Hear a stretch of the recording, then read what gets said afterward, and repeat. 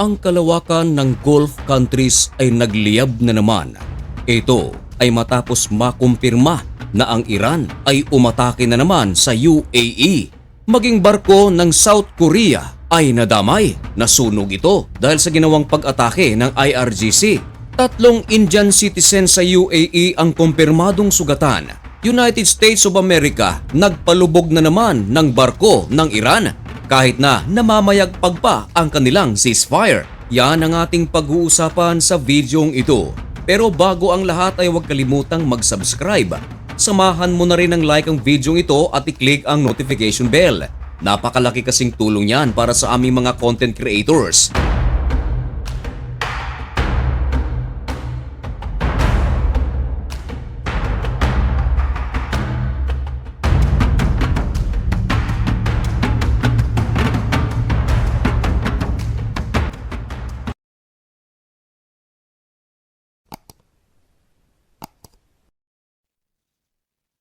Maligayang pagbabalik mga kaibigan. Kumusta kayong lahat? Ngayon ay May 5, 2026 at nagbabaga at napakabagong balita ang ating ihahatid sa inyo.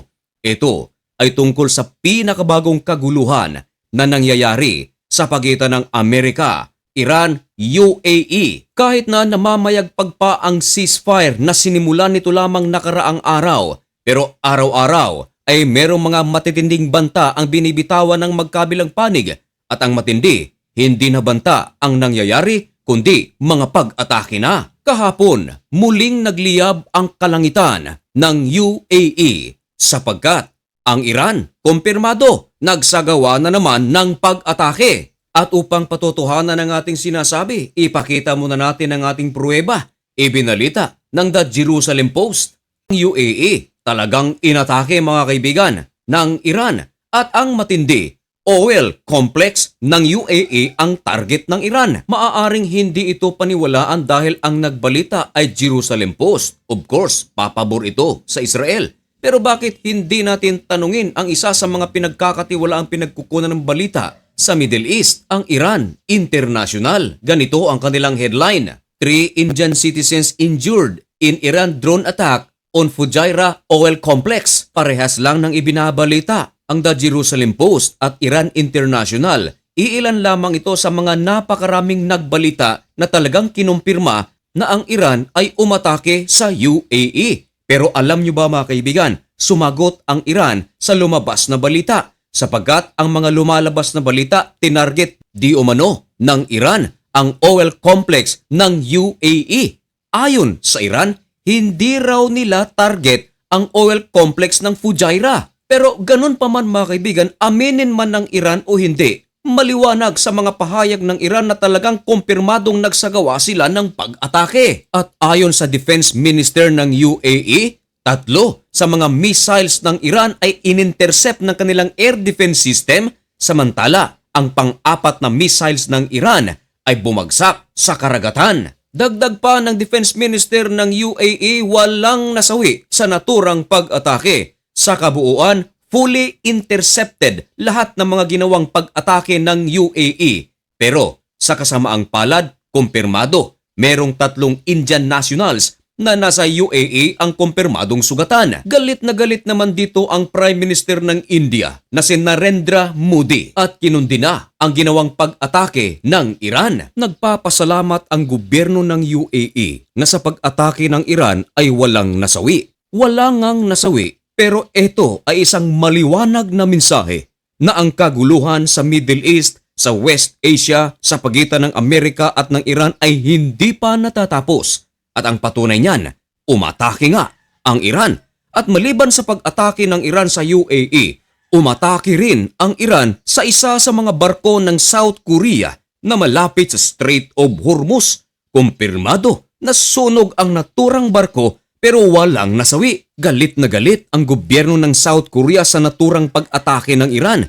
Isa ito sa mga dahilan kung bakit ang presidente ng Amerika na si President Donald Trump gagawa ng isang hakbang. At ang hakbang na ito magsasagawa ng pag-e-escort sa lahat ng mga barko na dadaan sa Strait of Hormuz papasok man o palabas, lalong-lalo na yung mga barko na natrap during sa digmaan ng Amerika, Israel at ng Iran noong nakaraang buwan. Pero ayon sa Iran, lahat ng mga barko na dadaan sa Strait of Hormuz may connection man sa Israel, sa Amerika o wala ay kanilang aatakihin. Tila nagiging battleground ngayon ang UAE sa pagitan ng Amerika at ng Iran dahil ayon sa Iran, ang kanilang talagang target ay ang mga base militar ng Amerika na sa UAE. Pero yun nga, iginigiit ng UAE na hindi lang base militar ng Amerika ang tinatarget ngayon ng Iran kundi maging ang kanilang oil complex, oil depot ay hindi pinapaligtas ng Iran.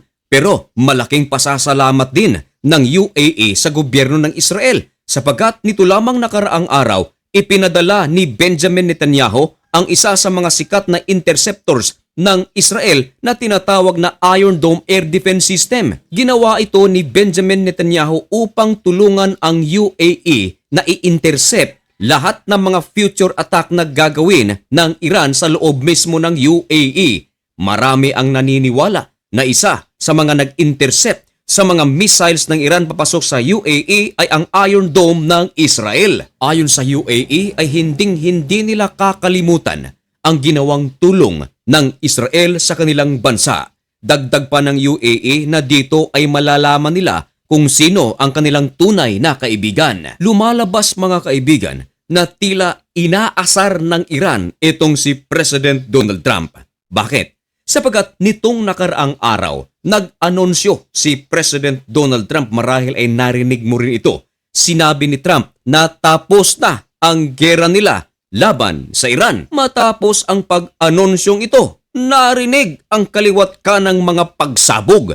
Inatake ng Iran ang warship ng Amerika na nasa Strait of Hormuz na nagbabantay. Kaya naman, agad na gumanti ang puwersa ng Amerika. Nagpalubog na naman ito ng barko ng Iran. Kaya ngayon, kahit na namamayagpag ang ceasefire sa pagitan ng Amerika at ng Iran, araw-araw ay merong gulo na nangyayari. Kaya maituturing na ang ceasefire na ito ay isang fragile. Pinaniniwalaan din na sa mga susunod na araw, posibleng manumbalik ang digmaan sa pagitan ng Amerika at ng Iran.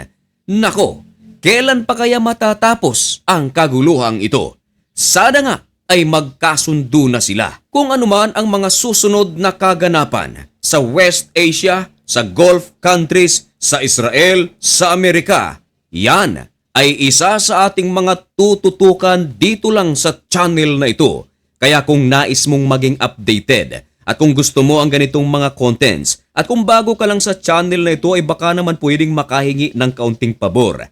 I-subscribe mo na o i-follow ang napakaliit na channel na ito. Hanggang dito na lamang muna ang video ito. May God bless you and thank you so much for watching. Goodbye.